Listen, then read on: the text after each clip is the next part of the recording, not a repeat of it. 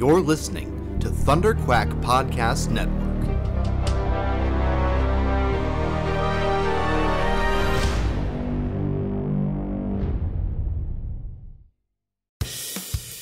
This is the Thunder Quack Podcast,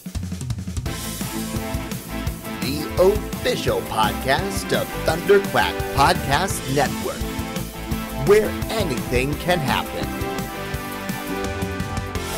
So strap yourselves in and hold on to your butts. It's Thunder Quack time! Hello and welcome back to the Thunder Quack Podcast, the official podcast of thunderquack.com. You can get it early every Tuesday morning on patreon.com/thunderquack, or you can wait and get it late on podcast services around the galaxy. I am one of your hosts, Michael Cohen. And I'm your other host, Amanda Conkin. We're back. We had a week off last week. We had worked very hard for a full 2 weeks and then took a week off for Amanda to gallivant around the globe. Yeah. But we're back now, and it's, you know what, in terms of like entertainment news, I feel like it's been a bit of a soft couple of weeks. There were a couple of things, but I mean, this morning the Black Widow trailer dropped, so we're gonna talk about that.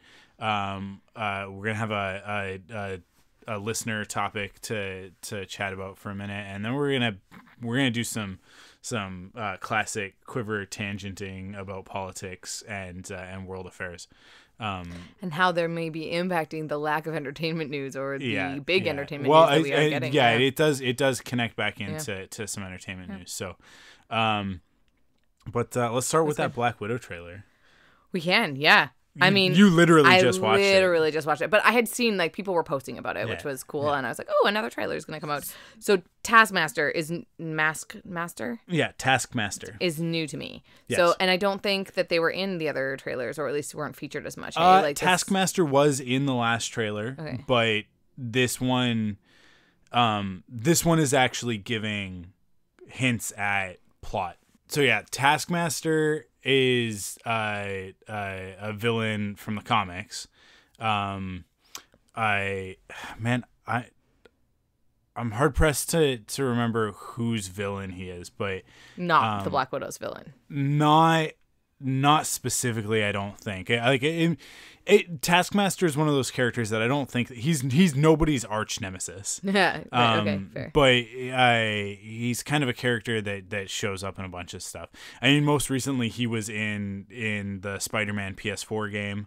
Fun fact: Taskmaster is also a British game show, because when you Google Taskmaster, but Taskmaster's superpower, if we're gonna call it that, is that he can study anybody's fighting style and learn it instantly, basically. Oh, interesting. So you commented while you were watching it that his jump was very feminine. Oh. His jump is feminine because he's matching Black Widow's style.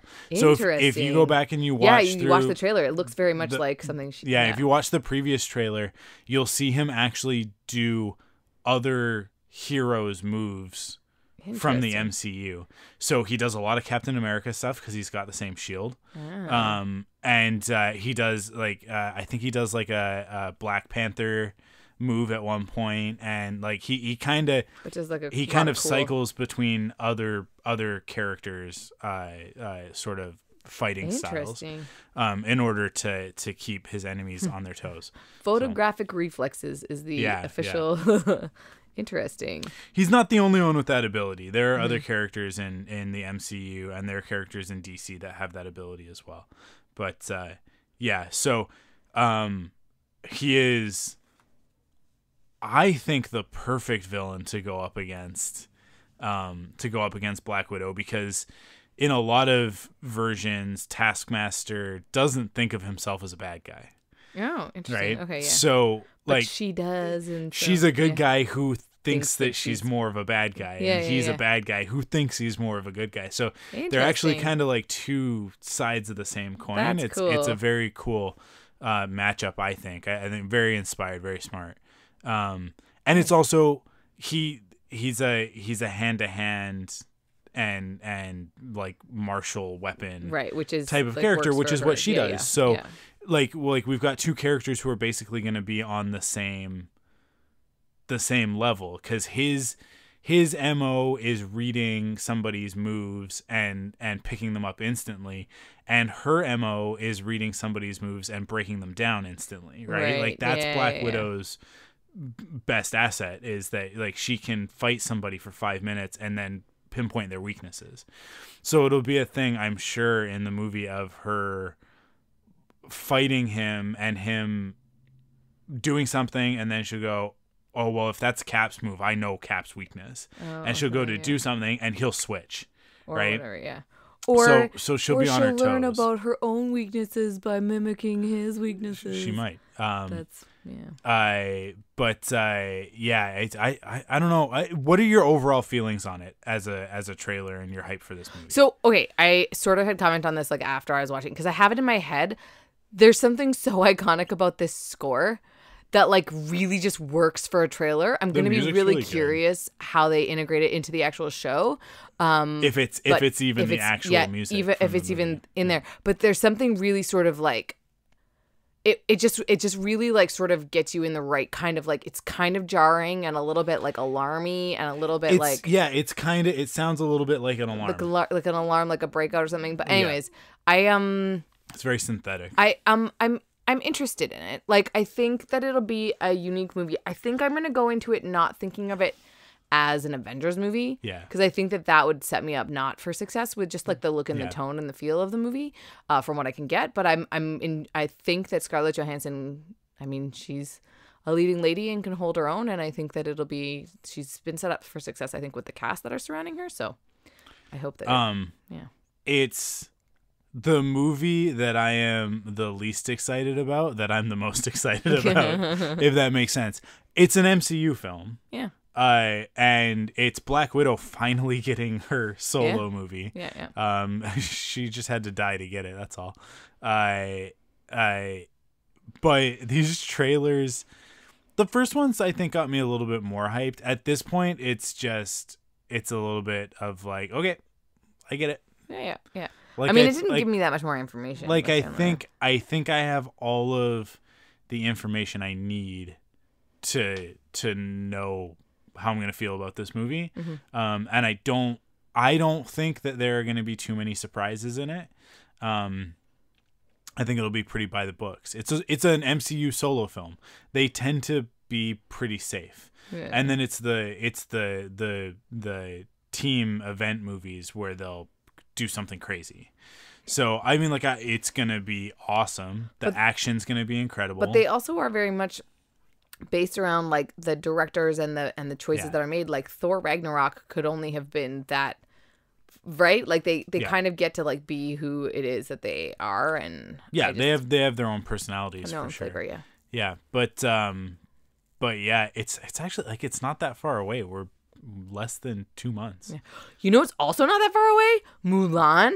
Oh yeah, that's this month. I'm very excited for Mulan. So I did just rewatch Mulan on Disney Plus to get myself hyped, and then I haven't really been looking that much into it. But I forgot how much I really enjoy Mulan, like just as a movie. Mulan actually, because of the era that it's in Disney movies, I feel like it kind of gets overlooked. But Mulan was 98. And then Tarzan was 99 the next year. And they're actually, like, Tarzan's my favorite Disney animated feature. No way, really? And Mulan is like right there with it. Like it's pretty close. I really, really like that story. I like that the movie doesn't pull punches. Mm-hmm. It's definitely kid safe and kid friendly. But people actually die, and there's consequences. People actually die. I mean, like when they're singing his the most. His dad dies, like the love interest Shen? guy. Yeah. Like his dad dies. Yeah. Well, like, they're singing. They're in the middle of singing the most upbeat, silliest song in the movie. A girl worth fighting for. Yeah, a girl worth fighting for, and the song just stops. And like we have it in one of our playlists, Disney playlists in the car for when we're driving around with the girls, and it'll just it just stops. in the middle of the sentence. And Kara, the other day we're driving, she finished it because it doesn't finish a girl worth fighting for, right? And so she finished it, and she was like, "Why did they stop singing?" And I was like, "Well, because that's where it stops in the movie." And that was the end of the conversation. We moved on because I didn't want to explain to her that's when they get to the village that they're going to defend and discover that the Huns have already murdered everyone and razed the village to the ground. Yeah. It's not even there. Yeah. There's like a gate, like an archway or whatever still standing. And Mulan picks up the doll. Yeah. Which is, to a kid, it's like, oh no, they burnt down that village. But to an adult, it's, oh, they murdered a child. Yeah, the Huns they're killing children. Yeah. Which historically we already know that information. But within the context of a Disney movie, it's actually pretty intense. The big villains. Like that, Mulan is a very good movie. It's a very good movie. But also, Ming-Na one's awesome. What a terrible idea for once there's only 10 Huns at max, maybe 5. They still want to go and steal the Emperor. That just seemed ill-advised. I did look at it and I'm like, how did they not capture him? Anyways, it's all good. She's just a badass lady. I mean, it was International Women's Day this weekend. I think maybe I'm just thinking more. And I will say it was awesome. I thought I was going to do a lot more on the weekend, be a lot more productive. And I was not productive, to the point where on Sunday night, I accidentally just wound up watching cable because, I hate that when I just turn on the TV and then just have to watch commercials. But you just channel surfed? No, Mad Max Fury Road was on. Oh. And so I was like, Mad Max Fury Road. So I turned it on and I was like, well, I'll watch this while I decide what I want to watch. And 2 hours later, I had watched Mad Max Fury Road. But it bothered me because I watched it with commercials, and usually I can find it. If I want to watch a movie, I'll be like, okay, I've decided I want to watch this movie. I'll now go find it without commercials. But I just had waited long enough while I was Our generation is one of the last, if not the last generation to have that experience, because Kara and Cassie will never have that specific experience of I wonder what's on. It's a Saturday or a Sunday afternoon, and I don't have anything else to do, and I'm bored. I'm going to turn the TV on and flip through the channels until I find something that I like. And everything is at their fingertips presently. So they just watch whatever they want whenever they want. And that it's awesome for them, but there is there was kind of a magic in a Saturday afternoon movie, because most of the time the Saturday afternoon movie sucked, right? Most of the time you're like, I don't want to watch whatever this, I don't know, weird romantic comedy or whatever it is. But then every once in a while it would be Condor Man. Do you remember Condor Man? Do you have any idea what I'm talking about? It's a Disney movie, and it's about a superhero. Nice. And he's got big wings. Mechanical wings, and flies around. And I couldn't tell you what the plot of a Condor Man movie is, because so I think the movies are originally from the 70s. Oh, it's not Disney Channel like Xenon. No.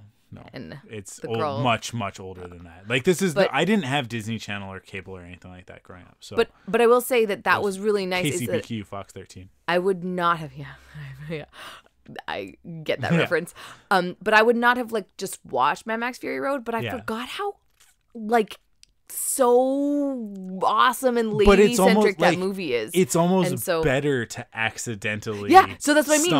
To stumble upon it and then be like, I am engaged enough that I will mute these commercials and wait for you to come back again, and then just watch these awesome ladies, and also the dude, I forget, I don't know the actor's name, but he's even it's Tom Hardy. Yeah. It's just anyways, and I was like, this is exactly what I want to be doing. The character's name is Mad Max. I know that. Yeah. But I just it was exactly what I wanted to watch on International Women's Day. Fury Road is so good, and it is. I think it's probably one of my favorite, very feminist movies, because it is about Furiosa. It is about the whatever concubines or whatever. Yeah. Well, I can't remember what they were called in the movie, but wives. His wives, breeders. Yeah, both. It's about them, and Max, who is the main character in the Mad Max franchise, for this movie literally just shuts up. Yeah. Yeah. He barely talks speaks, barely in the movie. talks. And like it's actually it's so powerful. It's like who's the director? George Miller? I think so, yeah. He's such a genius. He's such like a visionary genius. And the way that he tells stories without it's all show, no tell, right? Like very few characters stop and give exposition, and when they do, it's always fun, right? Like it's always like a weird character giving like a weird like sing-songy confusing explanation of the way that the things work in this world. But like the way that right from the get-go with Max, we start the story, it's his adventure, and then everything goes wrong and he ends up chained, and he's got the thing over the muzzle over his mouth. And like that's our visual cue of like what anything that Max has to say in this movie is irrelevant. It doesn't matter. Yeah. Like he's literally muzzled at the beginning, and then once Furiosa shows up and basically takes over the movie, he just kind of sits back and allows things to unfold, and then does what he has to when he has to. But in service of their story, not in service of his own story, because his story is done. Yeah. For all intents and purposes, he's just drifting, right? It's Fury Road. But then he's the one that gets them to go back. Like I always think that's as I was watching it, it had been long enough that I was like, oh yeah, and now this is what happens. Yeah. And so like in my brain, I was like, ooh, I can't wait to get to the end where they go back but I forgot that when they get back. Spoilers for Fury Road, I guess. But that when they get back, it's not about getting back. It all takes place on the road. Like it's such a brilliant movie, and it's also such a cool action movie. Like that's the thing too, is like action is such my jam. Like, and it's like it's a thing that I always forget about until I'm watching it, because I'm like rom-coms all the way, but I'm like no man, a real good action movie like with like characters that matter, because that's the thing that matters, is that like I don't care about action for action's sake, but if somebody is threatened by the action that I care about, it's also why I like the Fast and the Furious movies or things like that, because like I care about the characters first. See, and like I didn't know that you care about the Fast and the Furious movies, which is very exciting. I mean, I don't love the Fast and the Furious movies, but I do care love about them. But I care about them. Like I at first I didn't I'll say like the first 4 Fast and the Furious movies, not really that big of a deal, but from Fast 5 forward, when they become action just spy movies, it becomes the franchise that it is now. Like basically once The Rock is introduced. Yeah. I love those movies. They're so good. The last couple are so good. I can't wait for Fast 9. Gone in 60 Seconds was like one of my faves when I was young. Yeah? I really liked that movie. Also, I had a weird thing for Nicolas Cage as a child. I really enjoyed Nicolas Cage movies. I loved Nicolas Cage and enjoyed him back then as well. But we've talked about this before, because I didn't enjoy the ones that people think you should enjoy, like the classic Nicolas Cage. I liked the real odd 90s Nicolas Cage movies that people were always kind of like. Oh, I still to this day haven't seen National Treasure, either of the National Treasure movies. So good. They're so good. I need to watch them. Mike. They're on Disney Plus, so I'll get around to it. They're definitely because again, they're just real good, like fun action, like intellectual action movies. Which also Da Vinci Code, like there's just some that are like just fun. Holy. What? Did I know that you have from a Goofy movie like Powerline? I don't think I knew that you had that was a gift from Matt Campbell. Whoa, Powerline, like Pop. Right? Funko Pop? Funko Pop. Oh, so good. Sorry that was like a shiny moment where I just like had looked up. He's in my 90s section, so there's a reboot VHS, Powerline, and then Reptar. Reptar. Yeah. And then Voltron Legendary Defender, but he's not 90s. He's 80s? Well, the original Voltron is 80s, but that's Legendary Defender, which is the new one. Right. The new one. The new one, yeah. You got me Chucky. I think you at the same time you got Reptar. I got Chucky. Yeah, I got you Chucky. Yeah, because we had literally had a conversation. I think on one of the podcasts about how you like Rugrats, and then I went to Toy Traders and saw it. Sorry, you derailed us by talking about Mad Max Fury Road. That's what people are here for. It's for us to talk about 3-year-old movies. Has it been that long? Yeah. Oh, at least Fury Road's like 3 years old. Yeah. Yeah. But Black Widow. I mean, like, it's coming out soon. Yeah. Mulan is coming out soon. Mulan's one where we'll make an effort to see it opening weekend or within the first week so that we can talk about it on the podcast. Nobody wants to go see Emma with me right now. I'm really sad. Yeah. I really even like my friend who's my Jane Austen friend I'm like, you want to come see Emma? She's like, it's my least favorite Austen. I'm kind of like, man, but at least you enjoy Jane Austen. Whatever. What's special about this one? It's just an update. The last time that there was a classic Emma, because like Clueless, just so everybody is aware, is Emma. Mm-hmm. Best adaptation, I think, or one of the best. Anyways, but the last time that there was like an Emma, I'm pretty sure was the Gwyneth Paltrow one, which is like from the 90s or something like that. So it's just like an update. So this one is starring who? I don't know. Someone that I know when I see her. She's somebody famous, but I forget what her actual like. I forget her name. But I want to say it's like, I don't know. I'll remember in like oh wait, nope. I don't know her name. Anna Taylor-Joy. She just looks like somebody that I know. Okay. So it's probably just like a British. What's the one that just happened that had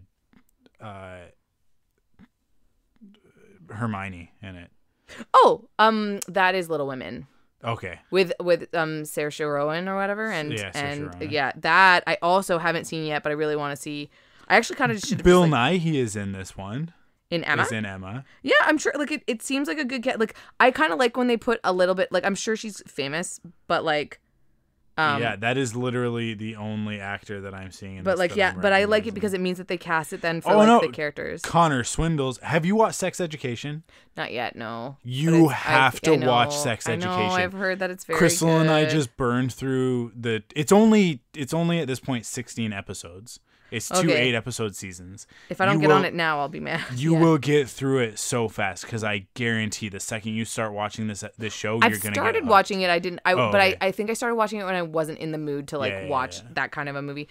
So this actress is from The Witch. Okay. Is what she's really famous for. The horror movie. Yeah. Yeah. But anyways, I don't know. Emma's just like it's just cute. But I'm also in a Jane Austen phase right now. Like I'm reading a lot of adaptations of like Jane Austen books, and so I really are there any Korean adaptations of Jane Austen? Funny you should say that, Mike. Guess what? Is that where this was going? No, but it's weird. It's why my brain is in Austenland right now, like in my head. Funny fact, I haven't actually watched Austenland, but Korean drama stuff that you love, feels the same to me when you talk about it. Like I guess very similar. So here's tropes. The irony about that. Yeah. Is that there is, so like I love all Pride and Prejudice adaptations. And so I'm trying to like blaze through all of the different ones. And so I was like Googling Pride and Prejudice Korean adaptation. And there is a show called Pride and Prejudice that takes place in a lawyer's office with prosecutors. And so sometimes though I look for things and the Korean names aren't translated properly. Like Inheritors is actually Heirs. And so if you're looking at it on Netflix, it's called Inheritors. And if you look for it on Viki, it's Heirs. And so you have to like know what you're looking for. So I erroneously looked up, like Pride and Prejudice wasn't showing up on Viki for me. And so I looked up like lawyer thing, and this show called Lawless Lawyer came up, and I was like, okay, that's probably what it is. So I watched like 8 episodes of this show that has nothing to do with Jane Austen and just to do with lawyers. But it's the first time I watched a show that wasn't just like pure like rom-com. It actually like has like murder and like so you just intrigue. watched a so I just Korean watched like procedural. a Korean procedural drama basically about these lawyers with like really terrible people around them. But it was rather enjoyable. And then I found out that Viki doesn't have the rights right now to the Korean Pride and Prejudice. But also I'm kind of like, who the heck has the Canadian rights to the Korean version of Pride? Like the Korean television like adaptation, which is like, again, it's like an adaptation of Pride and Prejudice.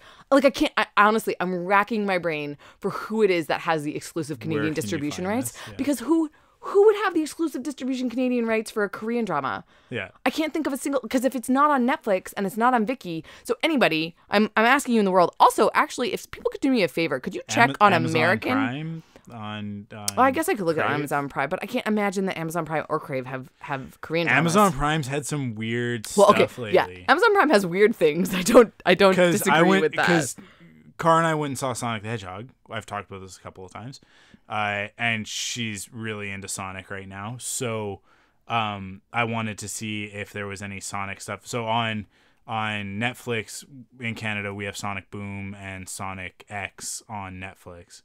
But those Sonic Boom is okay. Sonic X sucks. But I wanted to like, can I find the old stuff, like the 90s stuff?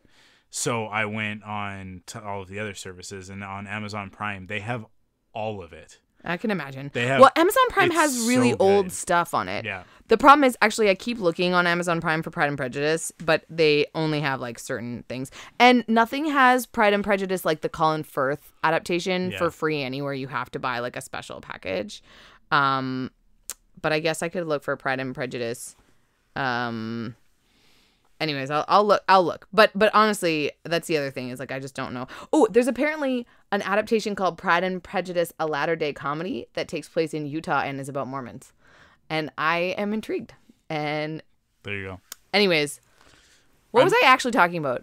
I don't know. It was something that oh man. Just Jane Austen stuff. It doesn't matter. Matter. Emma. Oh yeah. Emma. Yeah. But anyway, so I just finished a book called Unmarriageable, which was about Pride. It was like Pride and Prejudice in Pakistan, and but it's an English book.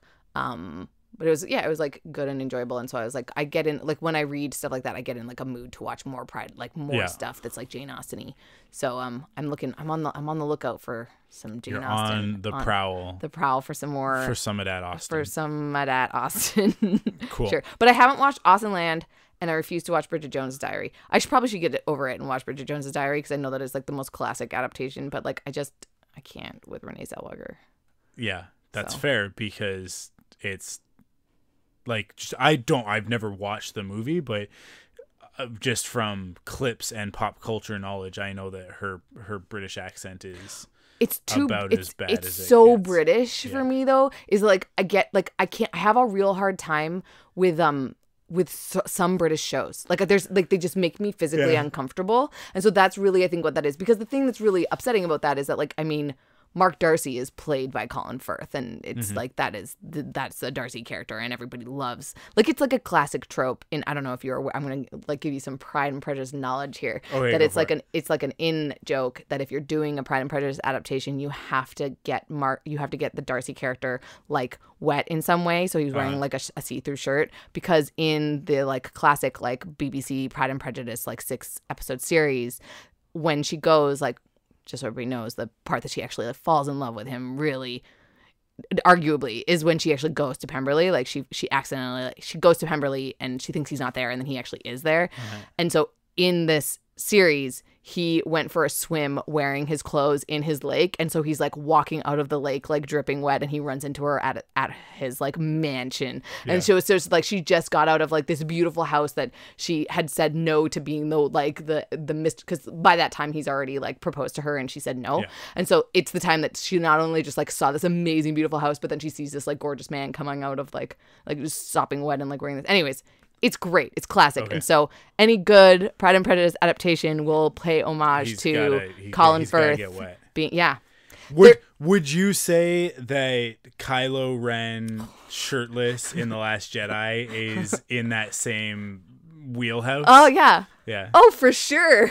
For sure. Because it's like wearing something that's slightly not what your uniform is. I'm really, really making an effort to try and understand the female perspective, specifically like the female gaze and how it relates to Adam Driver and Kylo Ren, and like the obsession with this character and the connection to Rey, because obviously we've talked about it. We talked about it during the rank stuff.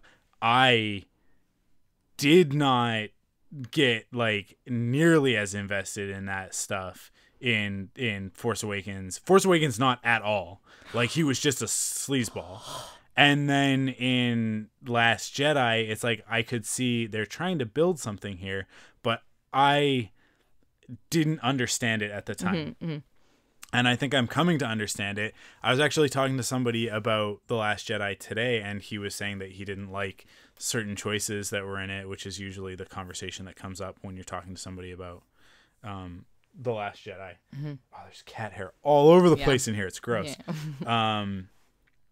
And I said to him, like, look, watch more Rian Johnson stuff and you will come to realize there are no mistakes in Rian Johnson films.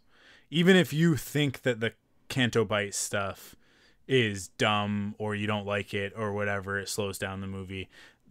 Nothing in his films are accidental.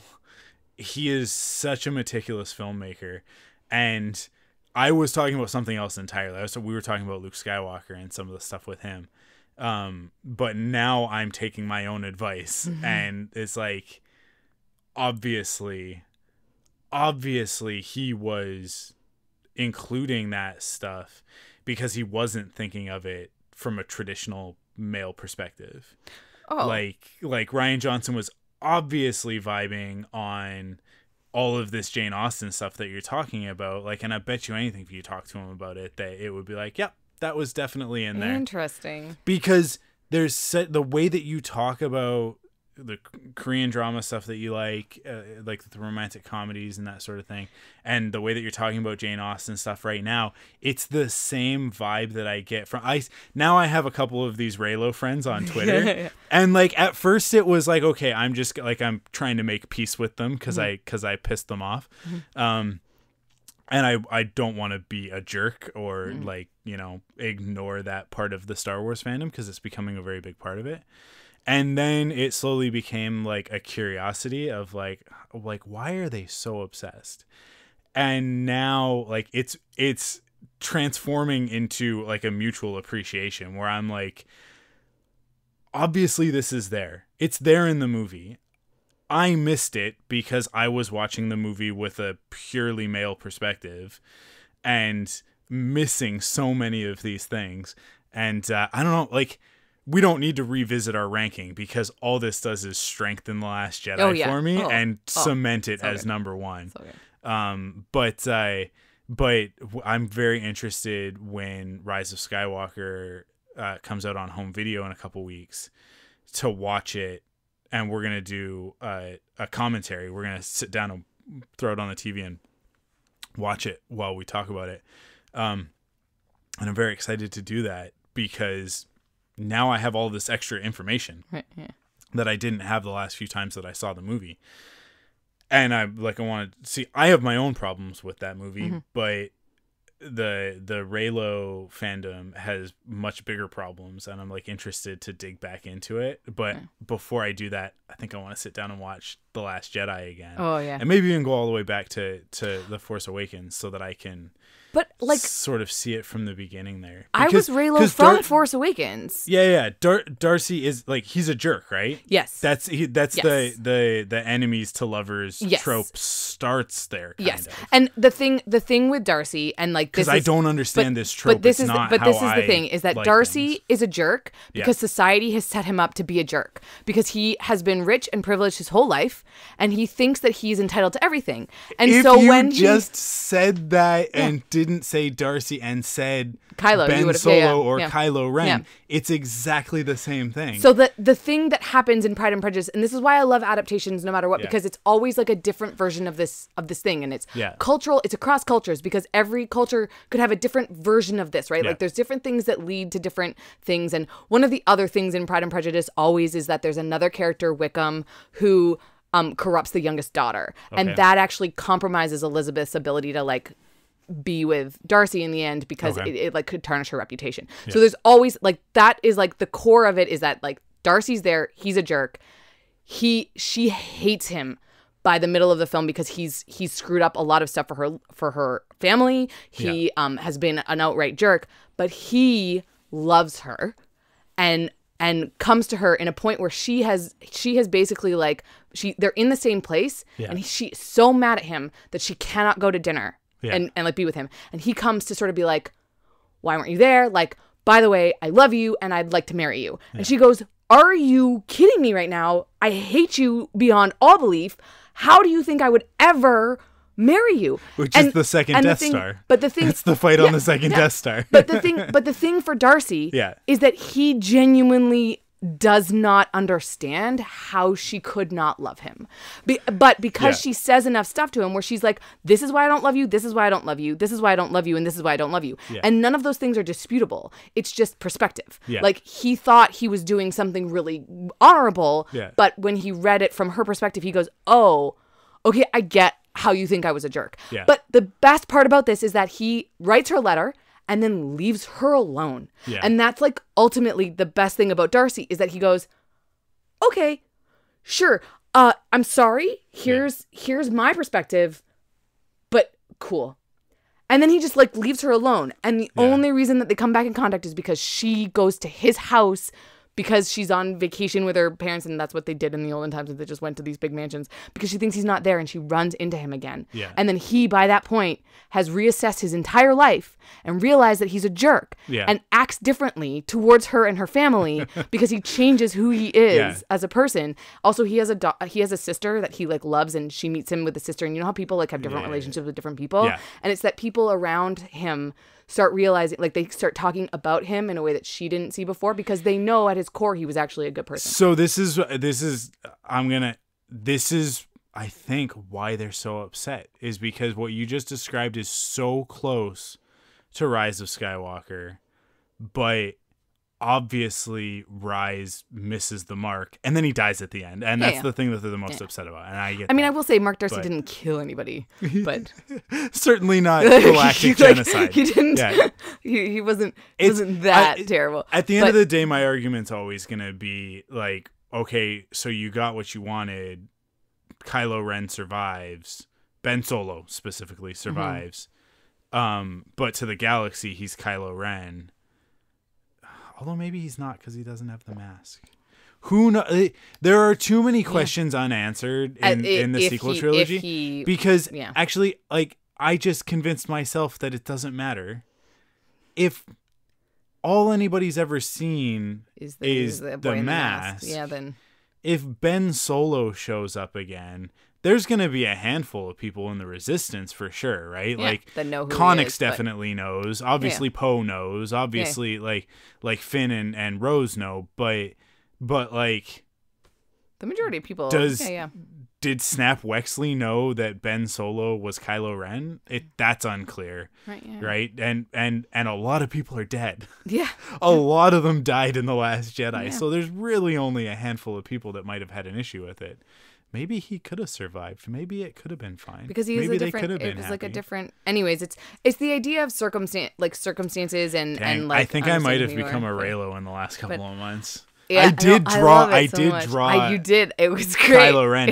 That was last Tuesday, while Matt and I were recording Rebel Cells, talking about the Clone Wars, and it just started as like an idle sketch, and then it turned into like, oh, cool, I just drew Kylo Ren, like I did Ben Solo. I keep using them interchangeably, but specifically I drew Ben Solo from the end of the movie, and at the end of it I was like, why did I draw? Oh no, I think I like this character. It's the worst. Because we talked about it, I hated Kylo Ren. I hated him so much. He has always been my favorite. I know, and I didn't understand it. I didn't understand it. But now I'm starting to.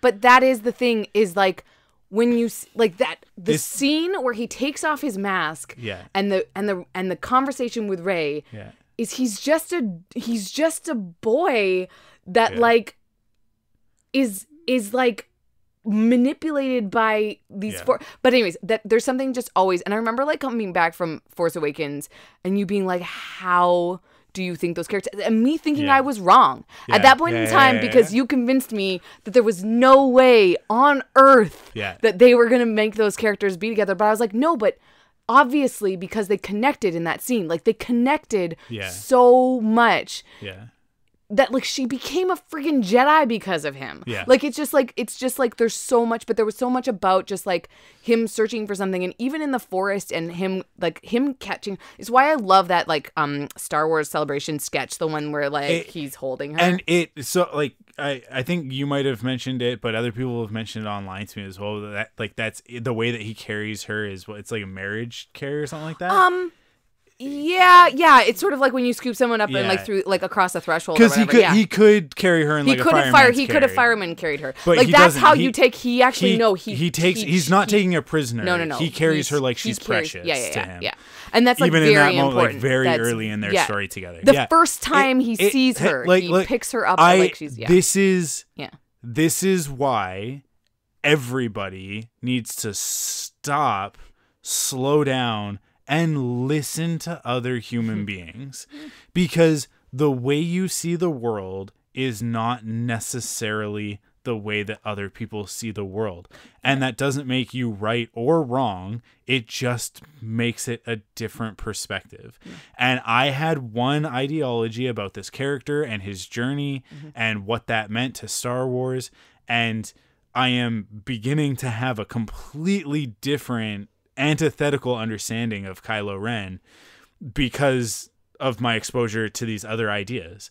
And it's just like, it's been a really cool experience. Cause like at first it was like well, I'm gonna prove all of these Reylo fans wrong.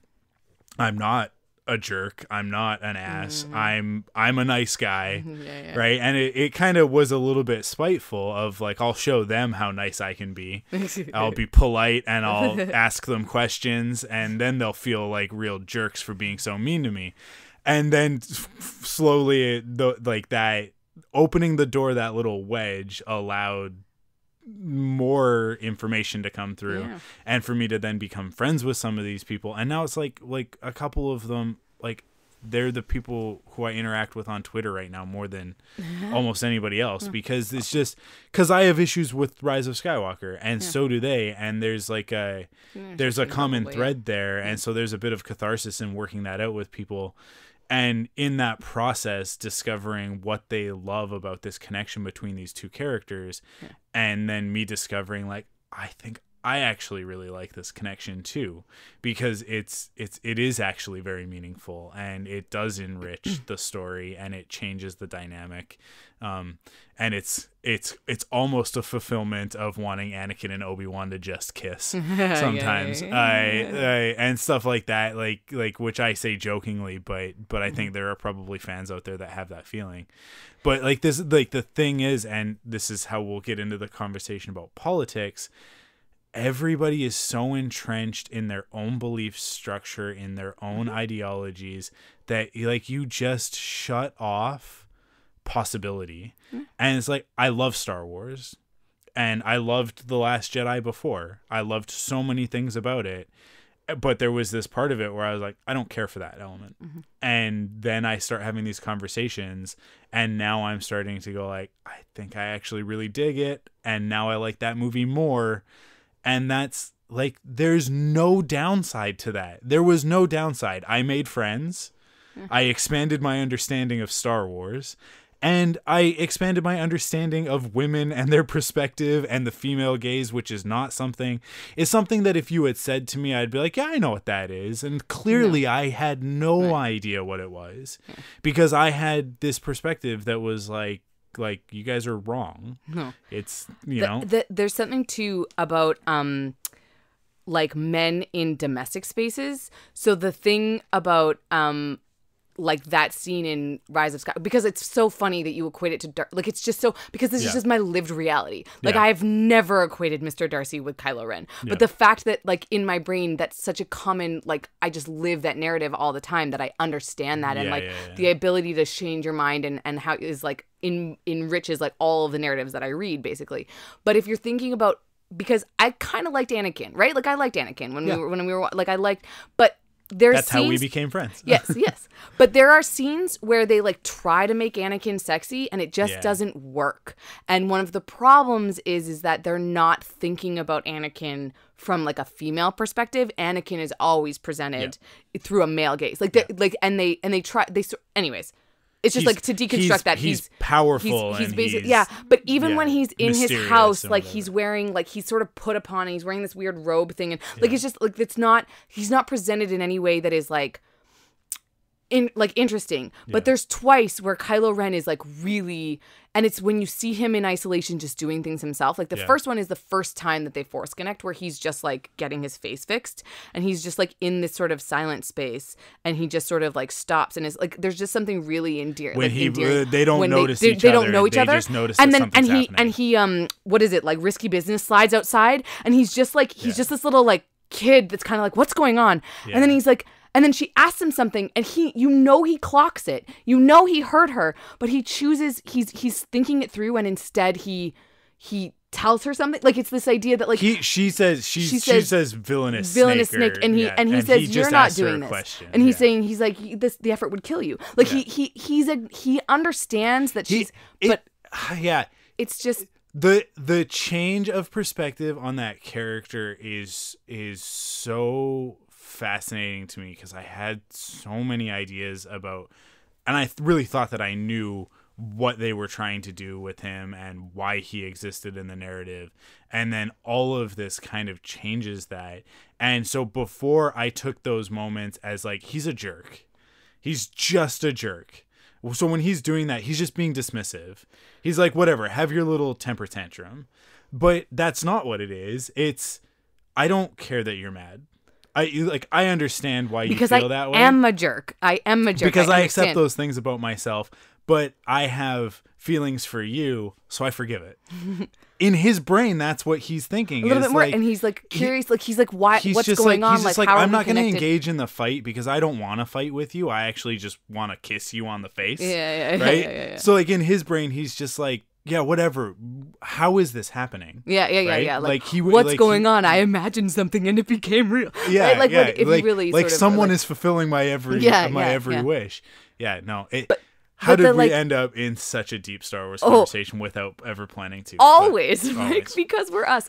But I just want to say, the scene where he's shirtless in The Last Jedi, the thing that's exciting about that scene is that it's an awkward, like, he's not like naked. Yeah. And he's wearing like he's got a lot of clothing on at that point in time. But it's also because he's sort of like, it's in this sort of half uniformy state too, that there's something about that's like, but it's also too the fact that to him it just sort of is like, it's just like a dismissive thing where he's just like, is not, anyways. It's Snoke / Palpatine's probably, it's one of his biggest mistakes in connecting the two of them, is like, obviously I think that his plan was to bring them together. It's so hard because the Palpatine stuff is so dumb. But it's so dumb. Like, what was Palpatine trying to accomplish? Was Snoke independent of Palpatine? It's really unclear. We need answers on so many of these things in order to really understand it. Yeah. And hopefully the novelization helps with a lot of this. But because I think with the information we have right now, Snoke, although he was a puppet for Palpatine, Snoke was independent of Palpatine. Oh yeah, I think that Snoke had machinations that he was going to use Kylo Ren to overthrow Palpatine and become. Oh, interesting. Yeah. No, that makes sense. That makes sense. And so if he could manipulate Rey as well, or and make so her his plan was to yeah. connect the two of them, and then in connecting them, at some point, Palpatine got wise to like, wait a second, that's my granddaughter, right? Yeah. And that's when it kind of all comes together. But like, that was the mistake, was connecting the two of them, because that allowed them to start to see each other from one another's perspective. And it opens the door for everything that happens at the end of Rise of Skywalker. So anyways, we will talk a lot more about Rise of Skywalker in a dedicated fashion later. But yeah, we're in a really interesting time. I mean, I think it's always an interesting time to be alive because society is always changing and evolving, but we're so connected, and we're able to find our tribes and develop these deep connections with people online. And that's such a great thing, but it can be turned to evil so easily.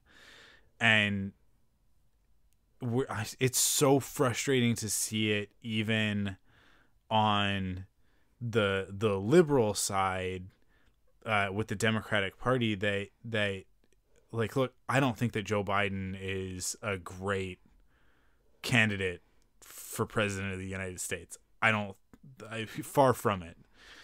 There are so many reasons, his mental acuity and the very obvious decline being like chief among them. It's insane.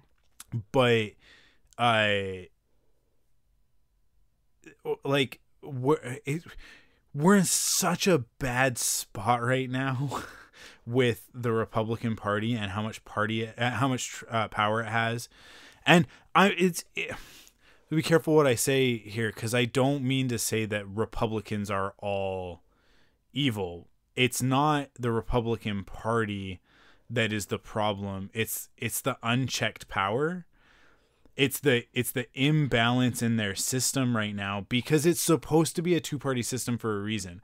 There's supposed to be checks and balances that maintain.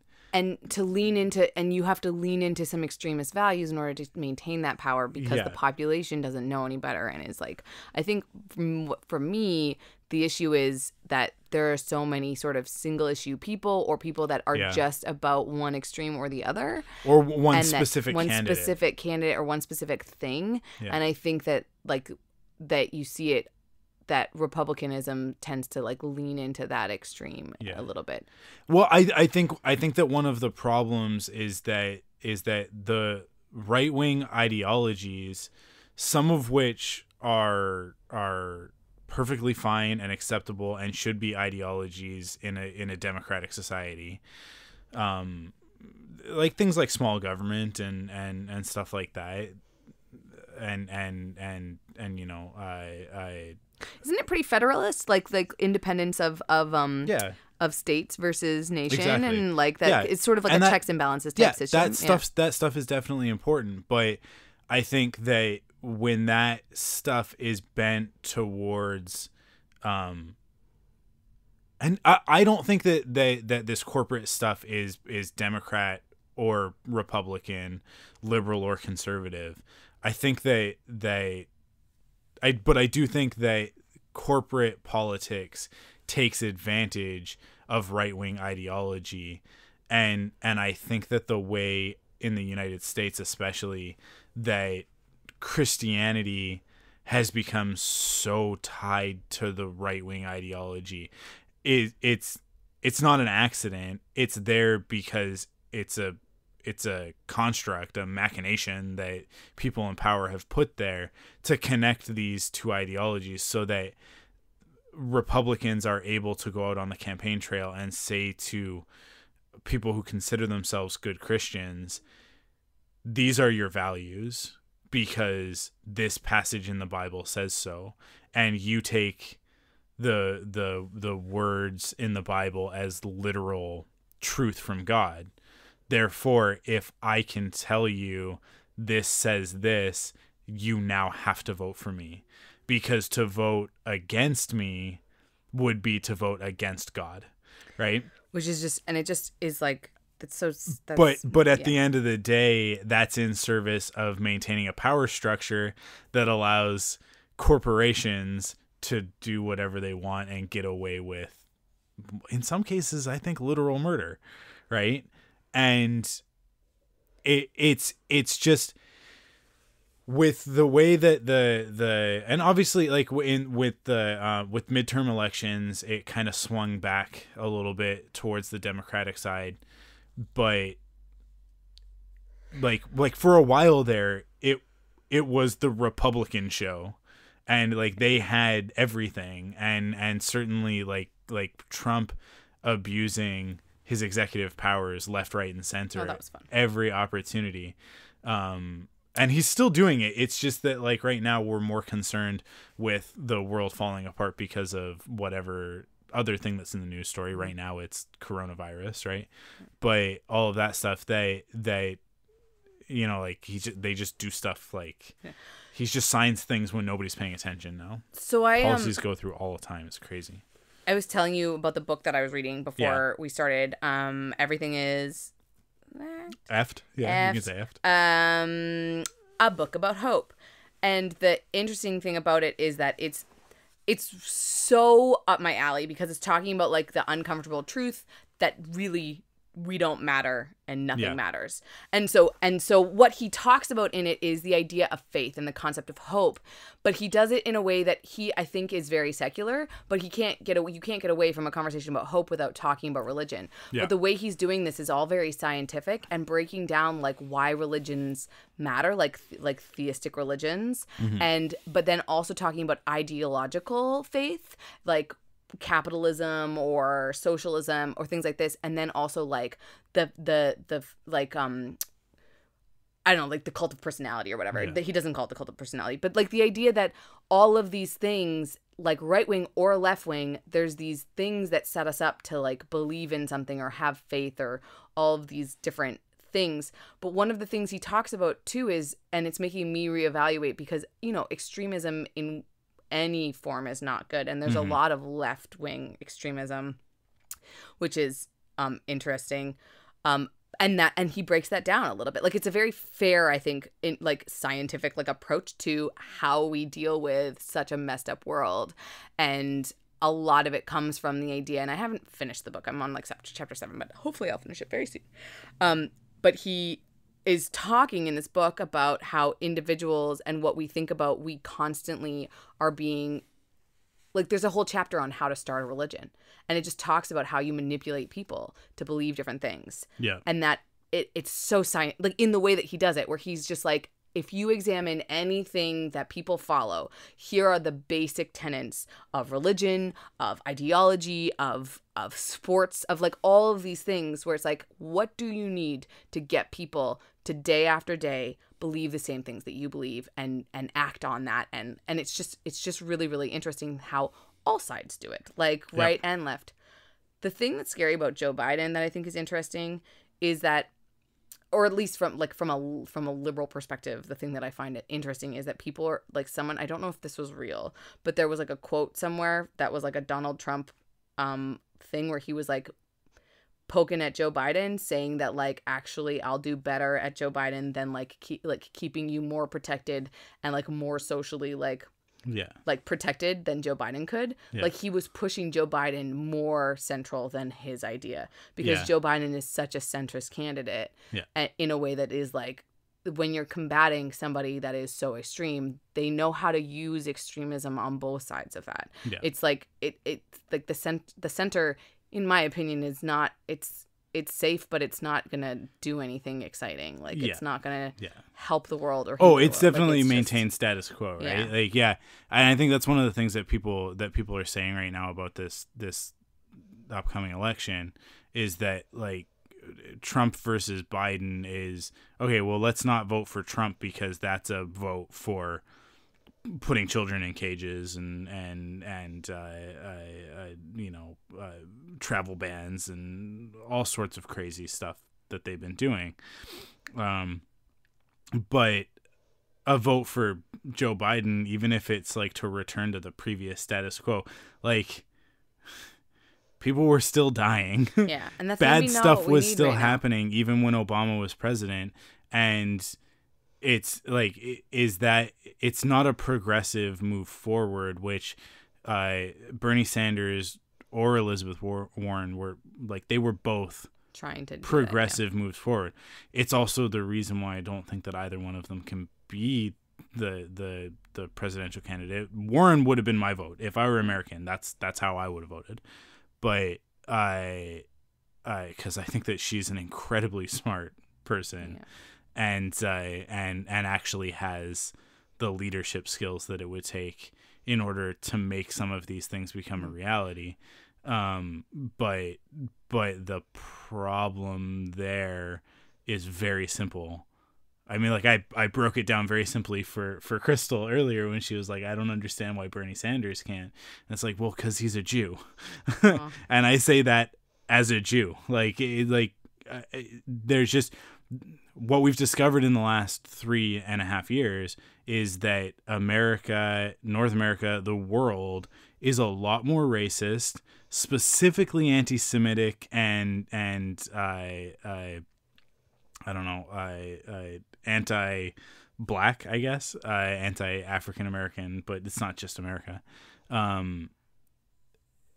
But like the world is a very, very racist place, and although racists had gotten very good at going out in the world and putting on the mask of I'm a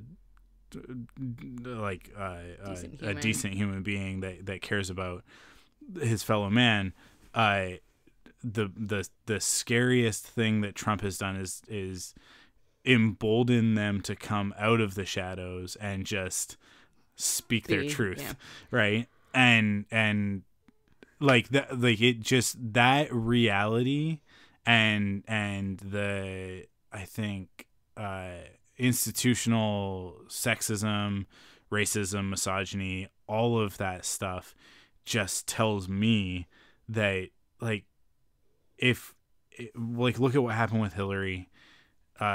Regardless of anything else, slogan, nobody could get behind her. She didn't have anything. But it also like I don't think any of that would have mattered. I really just like Warren had the best speeches, the best talking points, the best policies, and yet she was essentially shouted down by a bunch of men. I forgot that Joe Biden was running. Infuriates I mean, me. I'm not paying attention as much as I should to American politics, but I straight up forgot Joe Biden was running until Warren dropped out. Yeah. And Buttigieg. Like I knew he was running, but like Joe Biden is so unmemorable to me that like I just like straight up and I was like, this guy's the front. Anyways. Both of these, what you're talking about, are relevant to coronavirus right now. Yep. Which is interesting. Before we get into that, we're going to break because we have to have some ads. So we're going to do that right now. And then we're going to get into the coronavirus part. Ooh, fun. I'm sure that whoever our advertisers are really happy. Stick around for the coronavirus conversation. They're in a Joe Biden coronavirus sandwich. Go ahead. Well, okay. So again, because that I talk about stuff from wherever I am, but like the book like uses like it quotes stuff about how as soon as there's like a crisis, like an earth crisis, like an earth crisis, like a what are they called? Natural disaster or something that people, a crisis on infinite Earths, crisis, maybe something like that people tend to lean into religion and ideology much more. Yep. So right now, if there was ever a time to elect a radical Jew to the president of the United States, it would probably be after a pandemic like coronavirus almost wipes out 2% of the population. Yeah. So I'm just saying. I can see how that might work for you, but that's not I'll just a history lesson that Hitler and the Nazis killed the majority of Jews on the planet. So what's left is like Jews were a minority before World War II. They are more so a minority now. And there are a lot of people, I think, who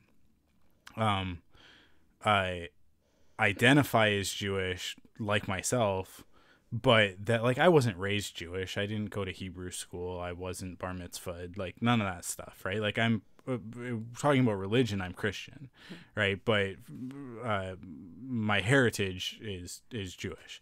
I mean it's a lot more complicated than that, but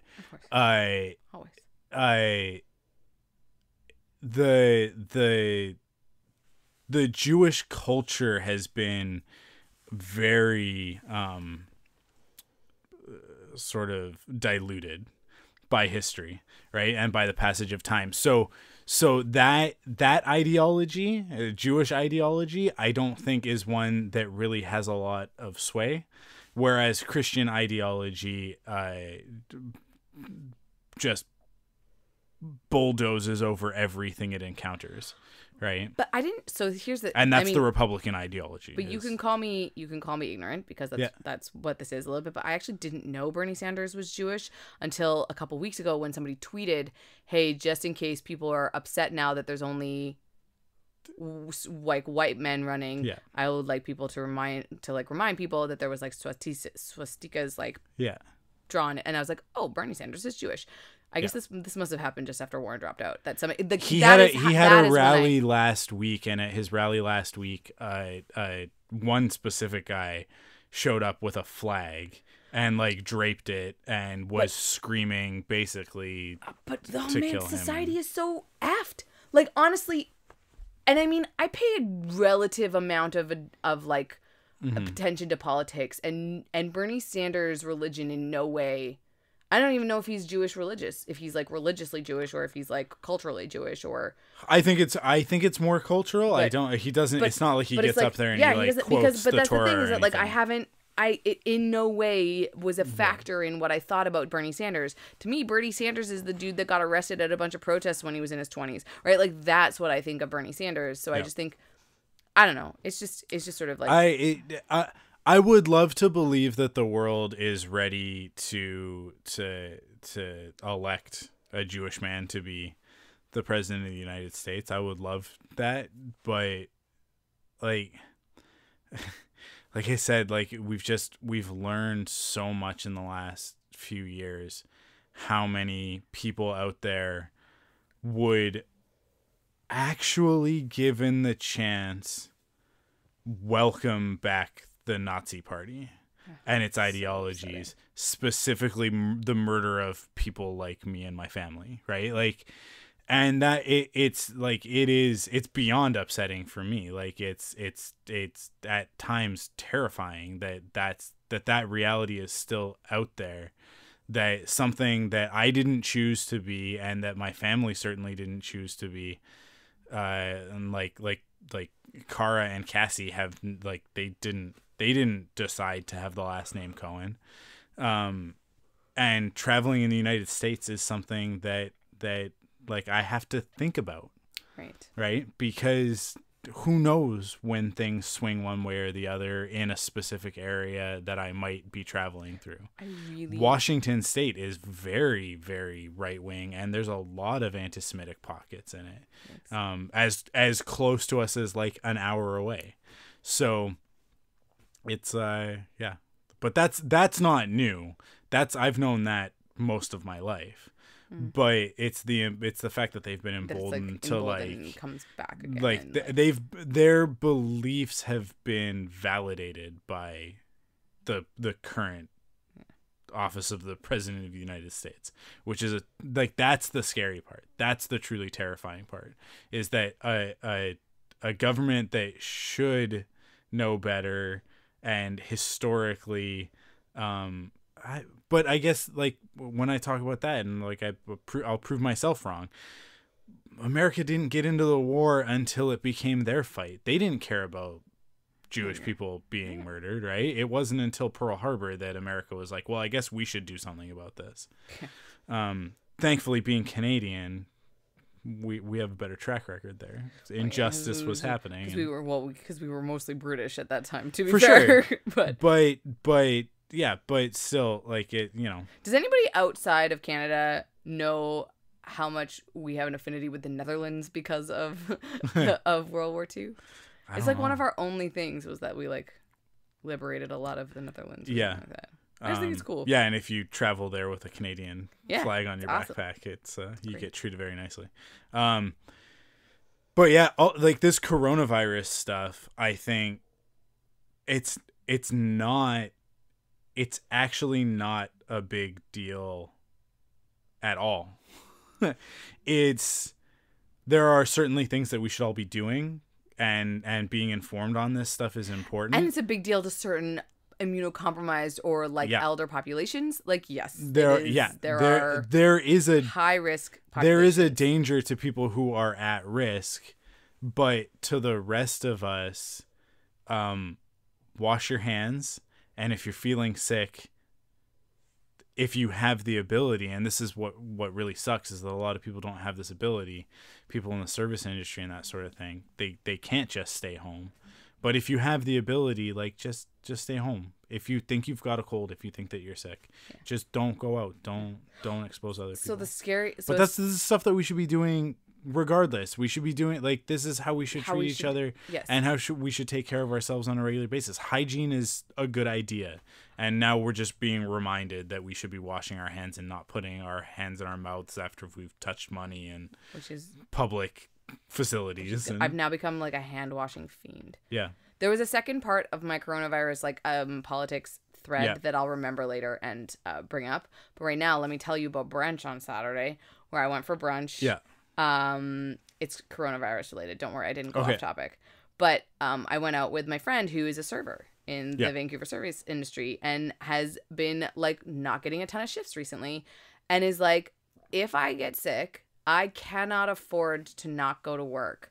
And I am a server that serves people. And I know that I'm probably going to get coronavirus at some point in time. And like that mentality of just being like, yeah, I understand. Like that's how you, because of like lack of.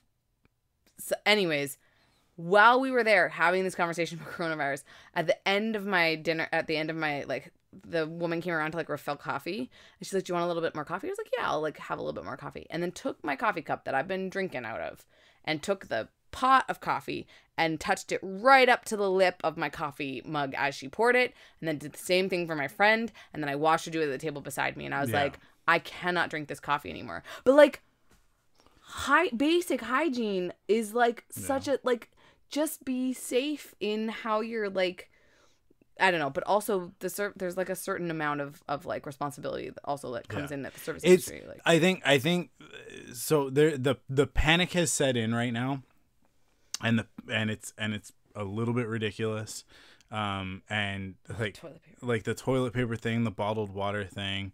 I get it in some areas. This makes sense, and I think like people are reacting to what happened in China in Wuhan province with people being isolated and told not to leave their homes. And like for a while there, I think it was like you could leave your home one day a week to go out and get stuff. And because of that, like nothing was moving around the country. Right. Yeah. So like people who would drive the truck with the toilet paper from the warehouse to the store weren't doing that. So the toilet paper existed. It's not that it didn't exist. It just wasn't getting from point A to point B because nobody was allowed to leave their house. Mm-hmm. So when you did get your one day that you could go out, you would go out to get your sundries and food and whatever to get through the next week.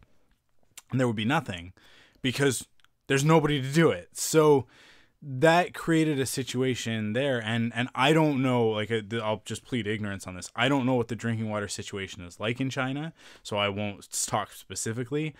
I assume it's not nearly as good as it is in Vancouver because we have a world-class filtration system, and our drinking water is better than most bottled water. Yeah. So in Vancouver, and I'm sure in a lot of metropolitan cities, bottled water is just harmful to the environment. It's not actually even better than the water coming out of your tap. Mm-hmm. In Vancouver, that is certainly true. In the Okanagan, it's true as well. In many areas of Canada, it is not true. We will not. Absolutely. We always are very keen to identify that there are places that are having. Yeah. And that's the point, right? Yeah. That's the point is that like if like identify the things that you do need to be concerned about specifically.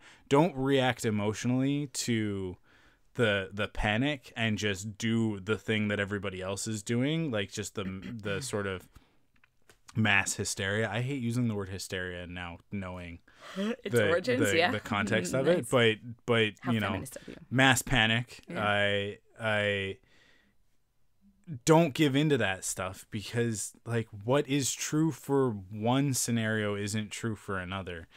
Our water system is going to be fine. We're going to have drinking water in Vancouver. It's not going to be a big deal. You don't need to buy cases of bottled water. Although I will say that the strikes with the Canadian Pacific Railroad that we were having a while ago because of the or not the strikes, the protests that were shutting down the railroad. That was a different thing. It's totally different. But one of the things that they were saying is that it would impact our drinking water, ironically, because the chlorine wouldn't be able to be transported from one place to another because they use the trains.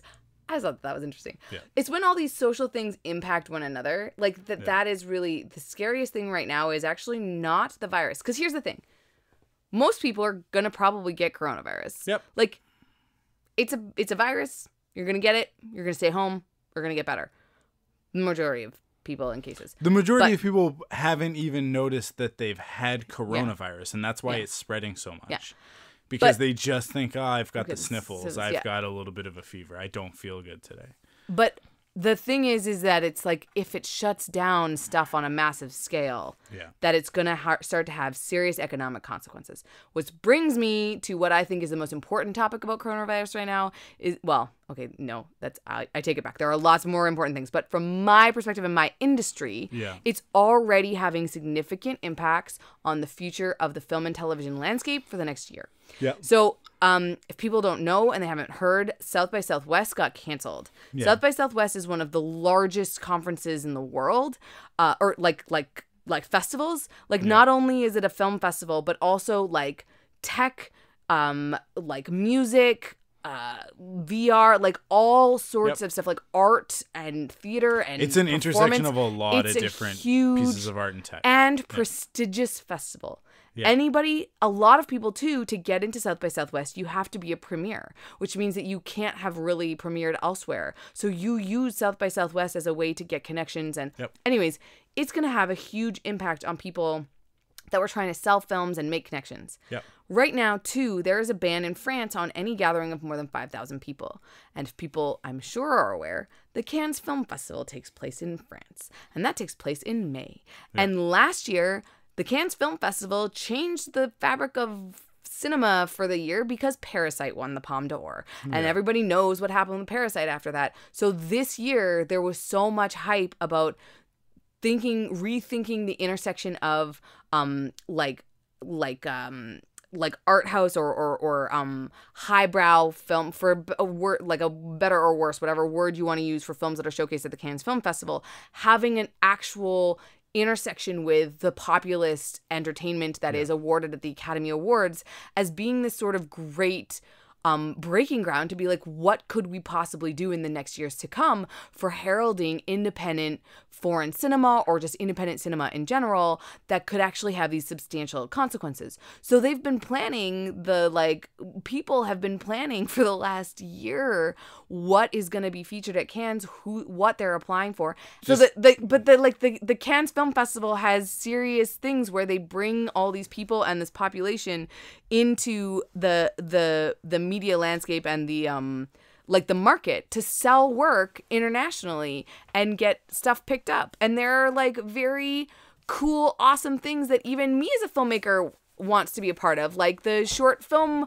market is something that people can apply for every year, and that when you get, it's like one of the best ways to start getting your stuff talked about or seen internationally, and as independent content creators, how you could potentially get money and stuff for your film. It's just really going to be interesting how that shapes the landscape for the next few years. Also knowing, I think MIP TV was supposed to happen this year or this week or something. There's other big television based broadcasters that rely on these markets to populate their channels in the next few years. Mm-hmm. And it's going to have, I will be immediately impacted because my job relies on people buying television at these markets. So yep.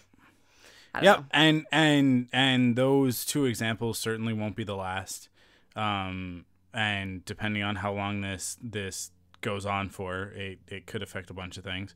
I'm genuinely worried about Star Wars Celebration going forward in August.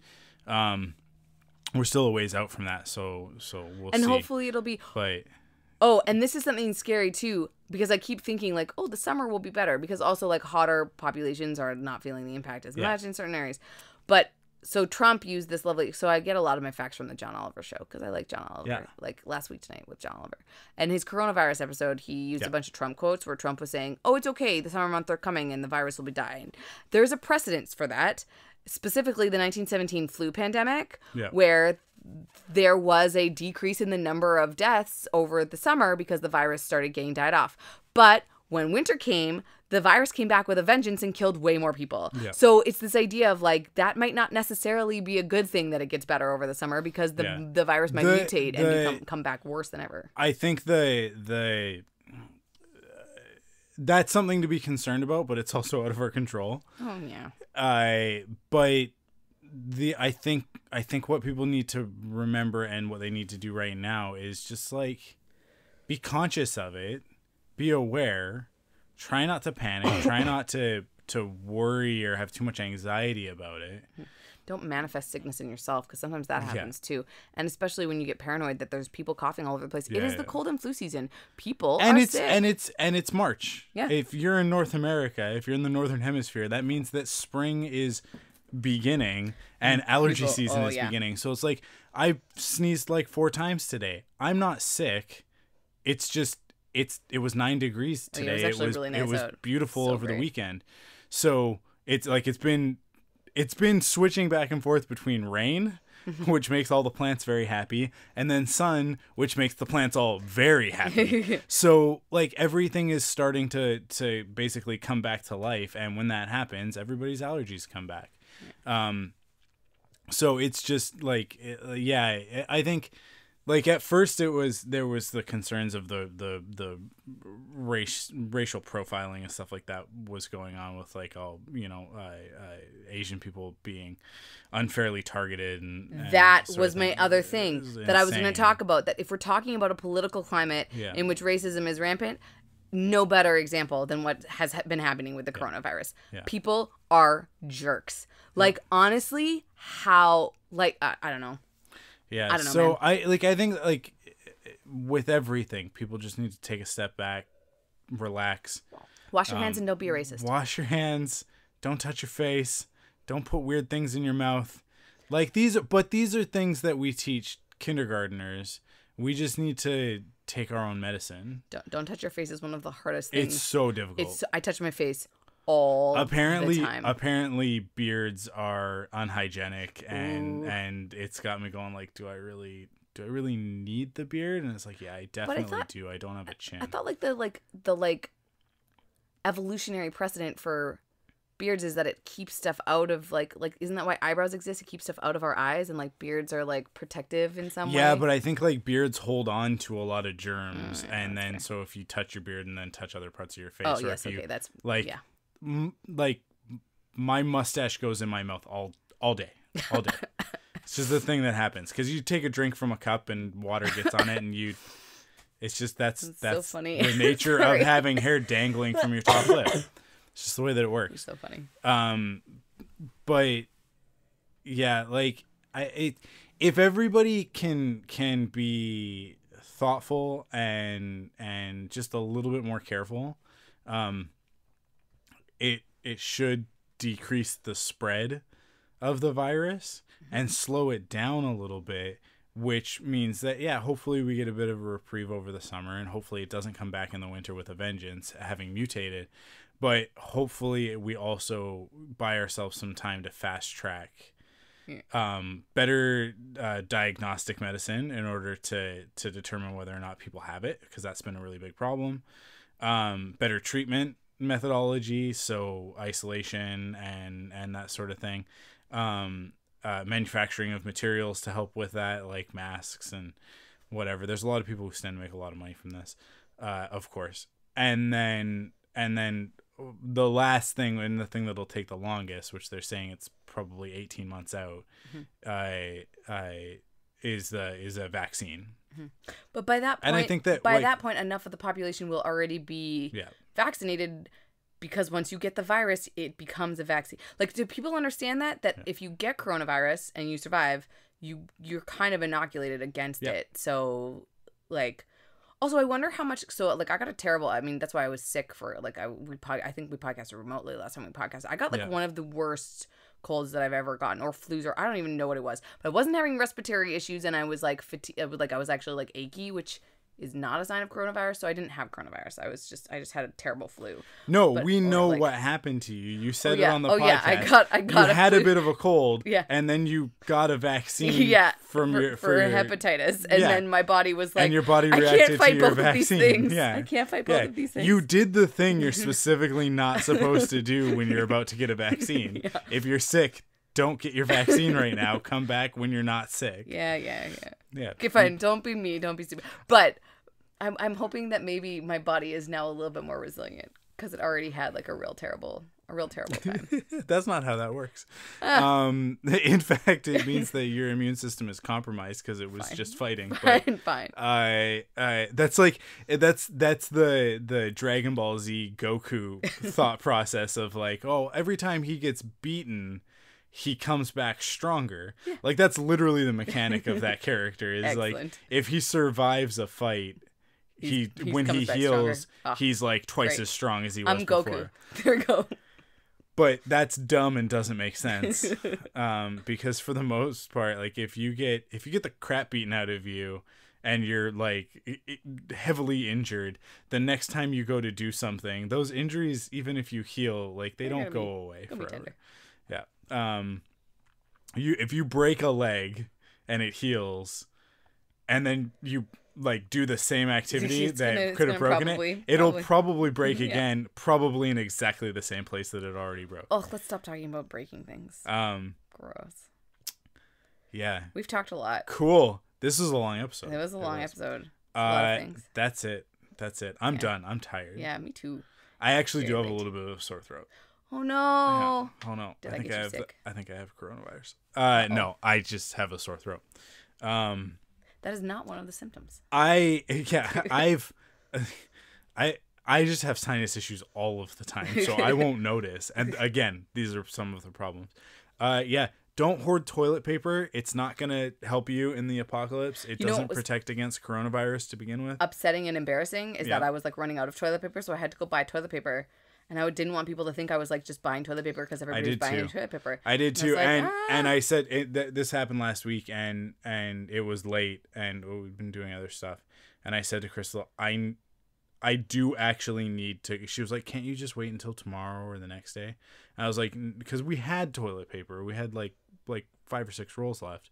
I was like, "No, because if this gets worse, then it's gonna be that much harder to actually just buy the toilet paper that we need." Yeah. So I went out and I bought it, but all I bought was one package. Yeah, I bought the biggest package, but that's because when you look at the prices, it's economical to buy the biggest package. But it was like I had the same thought of like we actually need toilet paper. Yeah. Like we have 2 small children.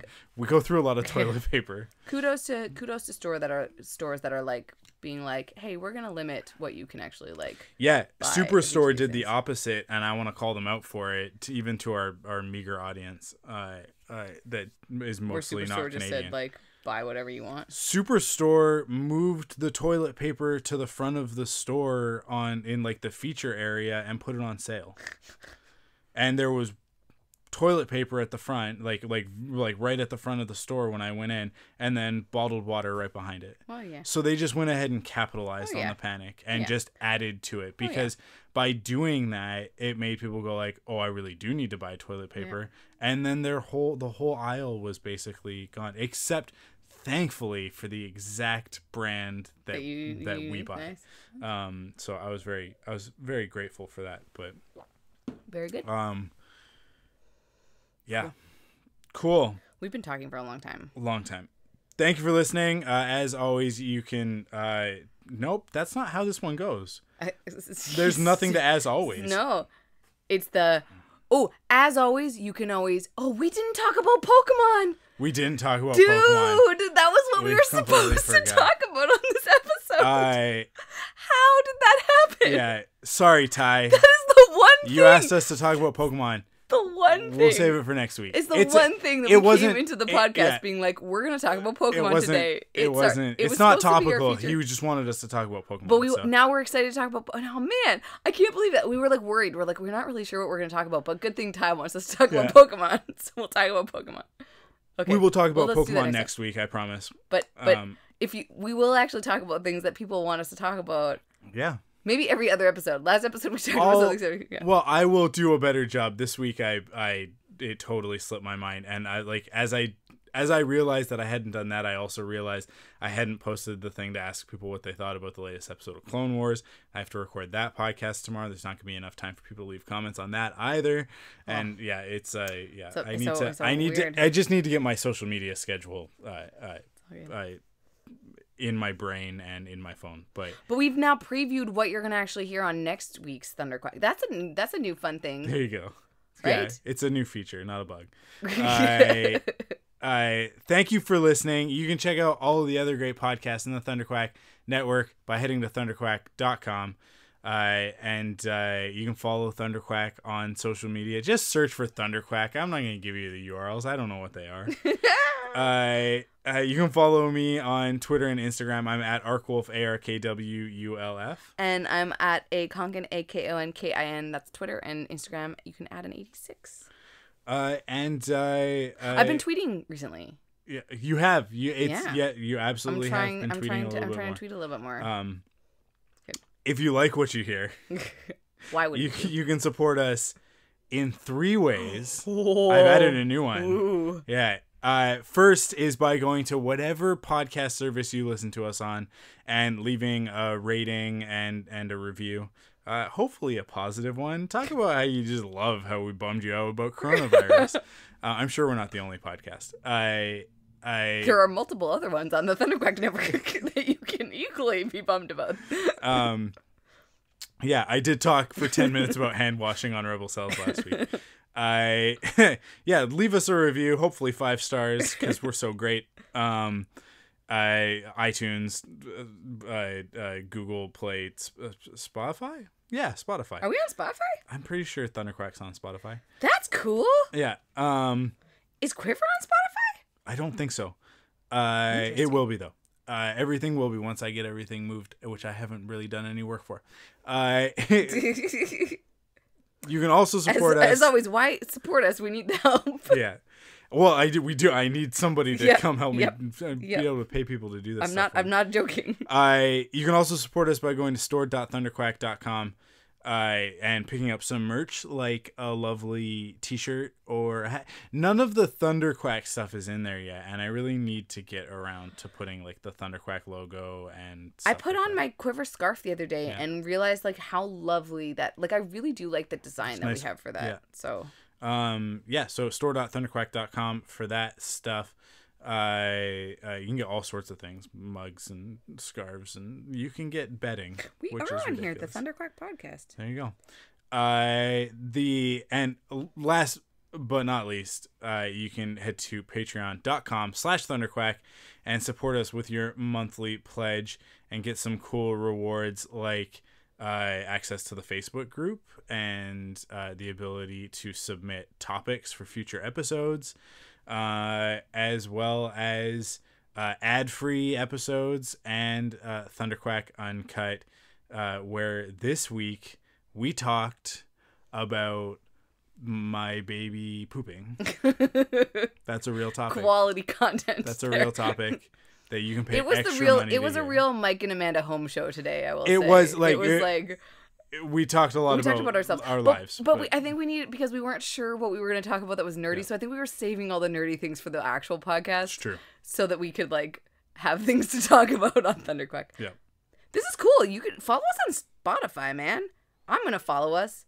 Can I just say, I'm upset that it says Thunderquack Podcast Michael Cohen.